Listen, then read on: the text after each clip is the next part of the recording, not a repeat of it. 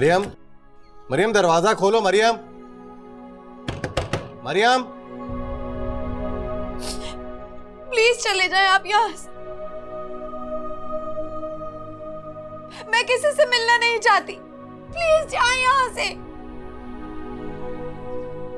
अब मेरी बात माने तो अभी उसे मत छेड़ें, कल तक वो खुद ही ठीक हो जाएगी।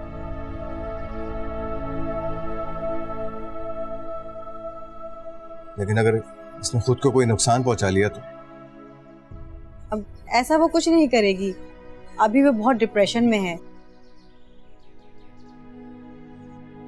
देखें, जिन हालात से वो गुजरी है, मुझे तो खुद हैरत हो रही है कि उसने ये सब कुछ कैसे बर्दाश्त किया। लेकिन वो ठीक हो जाएगी इंशाल्लाह।